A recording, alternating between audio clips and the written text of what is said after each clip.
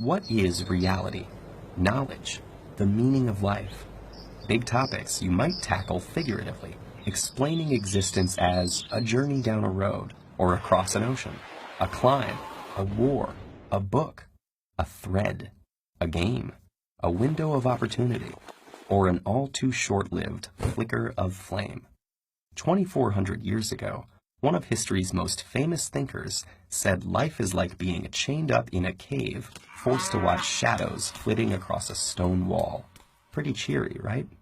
That's actually what Plato suggested in his Allegory of the Cave, found in Book 7 of the Republic, in which the Greek philosopher envisioned the ideal society by examining concepts like justice, truth, and beauty.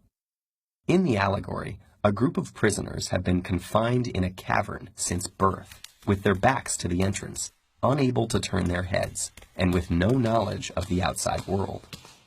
Occasionally, however, people and other things pass by the cave opening, casting shadows and echoes onto the wall of the captive's face. The prisoners name and classify these illusions, believing they're perceiving actual entities. Suddenly, one prisoner is freed and brought outside for the first time. The light hurts his eyes, and he finds the new environment disorienting. When told that the things around him are real, while the shadows were mere reflections, he cannot believe it. The shadows appeared much clearer to him, but gradually his eyes adjust until he can look at reflections in the water, at objects directly, and finally at the sun, whose light is the ultimate source of everything he has seen. The prisoner returns to the cave to share his discovery, but he is no longer used to the darkness and has a hard time seeing the shadows on the wall. The other prisoners think the journey has made him stupid and blind, and violently resist any attempts to free them. Plato introduces this passage as an analogy of what it's like to be a philosopher trying to educate the public.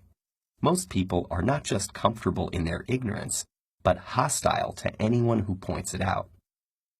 In fact, the real-life Socrates was sentenced to death by the Athenian government for disrupting the social order, and his student Plato spends much of the Republic disparaging Athenian democracy, while promoting rule by philosopher kings. With the cave parable, Plato may be arguing that the masses are too stubborn and ignorant to govern themselves. But the allegory has captured imaginations for 2,400 years because it can be read in far more ways. Importantly, the allegory is connected to the theory of forms developed in Plato's other dialogues, which holds that, like the shadows on the wall, things in the physical world are flawed reflections of ideal forms, such as roundness or beauty. In this way, the cave leads to many fundamental questions, including the origin of knowledge, the problem of representation, and the nature of reality itself. For theologians, the ideal forms exist in the mind of a creator. For philosophers of language viewing the forms as linguistic concepts, the theory illustrates the problem of grouping concrete things under abstract terms. And others still wonder whether we can really know that the things outside the cave are any more real than the shadows. As we go about our lives, can we be confident in what we think we know? Perhaps one day a glimmer of light may punch a hole in your most basic assumptions.